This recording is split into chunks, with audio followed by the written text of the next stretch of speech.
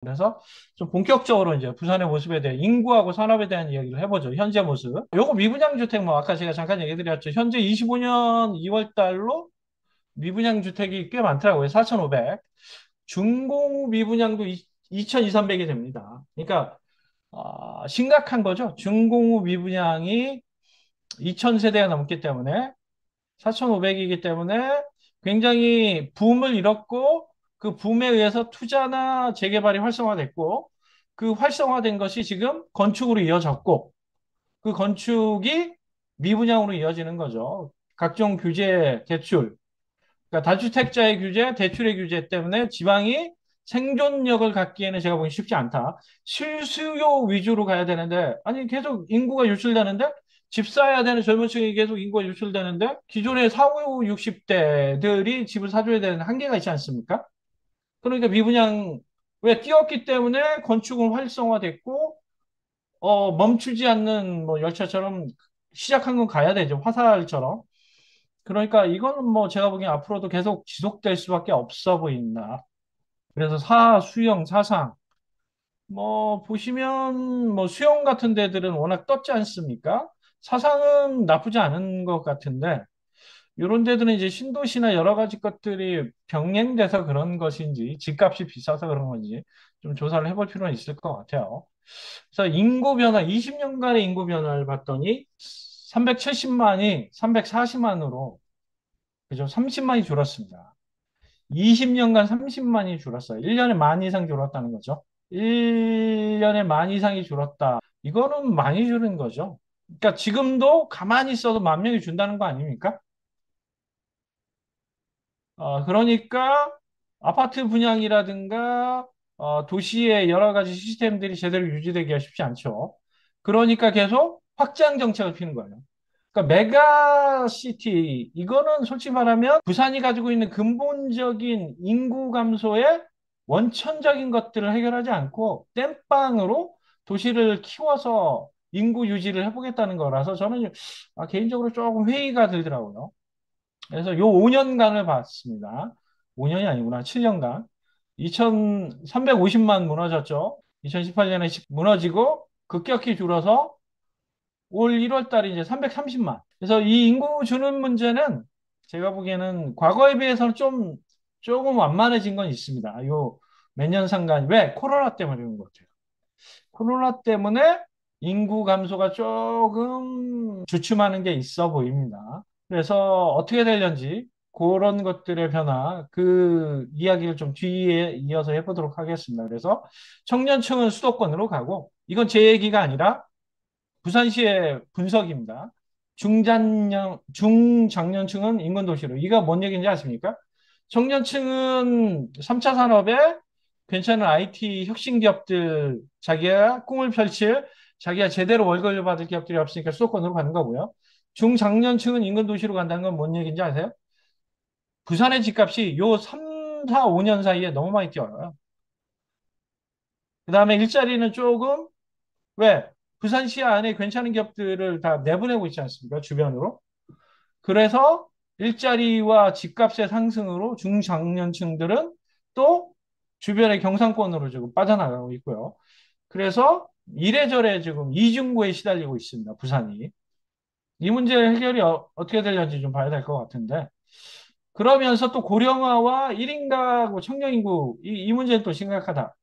고령화가 지금 23.7이면 많이 심각한 거죠. 아시겠지만 올해부터 대한민국이 20%, 65세 이상 노인이 20%면 고령화거든요. 그래서 올해부터 공식적으로 대한민국이 고령화 시대에 접어들었고요. 부산은 이미 몇 년 전부터 코로나 그쯤부터 고령화 도시로 전환을 했습니다. 그 다음에 청년 인구는 꾸준하게 지금 20%에서 17%대로 이거는 뭐 앞으로 더 줄 수밖에 없죠. 매해 0.23%씩 줄고 있기 때문에 이 추세면은 심각하게 도시의 생산력이나 에너지가 축소될 수밖에 없고 성장에 있어서 굉장히 부정적일 수밖에 없다는 게 대내외적인 진단입니다. 그래서 뭐 인구 구조도 굉장히 지금 안 좋아지고 있습니다. 급격히 안 좋아지고 있더라고요. 이런 건 넘어가고. 그러면 이제 부산의 먹거리가 어느 정도길래 이런 인구 유출과 청년들의 수도권으로의 이탈이 심각한지 뭐 전체적인 건 못 알아봤고 가볍게 몇 가지만 제가 살펴봤습니다. 뭐 전체 산업의 구성비를 보면 1차, 2차 산업으로 이렇게 나눠지더라고요. 기본적으로 1차 산업은 아시겠지만 농업을 비롯한 여러 가지 그 기본적인 원초적인 산업이죠. 경공업과 농업. 2차 산업이 이제 중화학이겠죠. 저는 솔직히 말하면 부산이 2차 산업 도시라고 생각을 했거든요. 근데 20%도 안 되더라고요. 그 다음에 3차 산업이 73% 절대적인데 이 3차 산업이 말이 좋아 3차지 서비스업이거든요. 3차가. 그러니까 IT와 서비스 이것이 같이 포함이 되어 있는 거죠. IT 위주의 3차가 아니라 예를 들자면 성남을 조사해 보면 3차 산업 비중이 높다 하더라도 거긴 순도가 높은 3차 산업이겠죠. 전문적인 관련 종사자들, IT 관련 종사자들이 많은. 근데 3차 산업이라고 뭐 판매 서비스, 그다음에 의료 서비스, 교육 서비스 다 3차 산업이에요. 그래서 3차 산업이라 하더라도 그런 얘기들이 있습니다. 실제로 들어가면 그 안에 임금 격차와 소득 격차와 기본적인 격차에 대한 이야기들이 많이 있어요. 그러니까 의료 서비스, 의사들과 법률 서비스, 변호사들과 판매직과의 소득 격차들이 많이 있지 않느냐. 그래서 3차 산업이라 그래서 다 3차 산업이 아니지 않느냐. 그래서 3차 산업도 어느 3차 산업이냐에 따라서 다시 좀 세분적으로 분류가 필요하다. 이런 얘기들이 꾸준히 많이 나오고 있습니다. 저도 동감합니다. 3차 산업이라 그래서 서비스라 그래서 너무 하나로 먹는 것보다 3차 산업 안에서도 그레이드가 좀 있죠. 그래서 그런 분석이 또 따로 있긴 합니다. 어쨌든 이 부산 아시겠지만 영남권은 2차 산업 근간으로 움직이는 도시들이 많지 않습니까? 울산, 포항부터 시작해서 거제 이런 도시들이 대부분 2차 산업 위주로 돌아가고 있는데 여기는 2차 산업이 굉장히 낮다. 그래서 이런 것들이 도시의 자생력에 좀 영향력이 있지 않을까 싶고 아직도 1차 산업이 이렇게 좀 비율이 좀 있다라는 것도 0.4%이기 때문에 많지는 않지만 어쨌든 그렇게 해서 부산의 산업단지들 좀 살펴봤습니다. 꽤 많죠. 그래서 부산이 내세우는 게 융복합 클러스터에서 뭐 연구개발 특구나 서부권 상권 복합산업단지, 엘코 데이터시티, 북항 재개발 2단계, 센텀 이지구 도시첨단산단, 사상 스마트시티, 금곡 도시첨단산단 이런 식으로 미래지향적 그 소위 첨단 핵심 산업 위주로 이런 부산 산업을 좀 재편해 보겠다 그래서 꾸준히 이런 것들을 유치하기 위한 노력은 하고 있습니다. 이거 앞으로 계속 예정되어 있는 것들이거든요. 융복합 클러스터가. 그래서 이게 성공할지에 대해서는 부정적인 의견들이 대다수죠. 왜? 전국의 8도가 다 이걸 하겠다 그러거든요. 다 이런 융복합 클러스터를 다 하겠다 그래요. 경상도, 경상북도, 대구, 경상남도, 뭐 전라남북도, 부산, 전주, 광주 다 그렇죠. 강원도는 안 그런지 아십니까? 강원도 춘천 쪽에 강원도 조사해 보면 반도체 클러스터 만들겠다고 그 서울과 협의체와 다양한 것들의 구성을 해보겠다. 거기도 그런 것들에 여러 가지 보관을 지금 내놓고 있기 때문에 강원도도 그게 도시를 자생시키는 데 필요하다라고 주장하고 있습니다. 그래서 이거는 만들어 놓을 수는 있대. 이것이 입주, 제대로 된 것들의 구성이 될 수 있는지, 이거는 좀 부정적이다. 그래서 여러분, 이쪽에 이제 기장, 여기 강서, 여기 강서. 제가 여러분들한테 뭘 강조해 드리고 싶냐면, 해안가 라인으로 뭐가 많죠? 전 개인적으로 부산이 걸어가야 될 것이 물류 항만, 유통이다.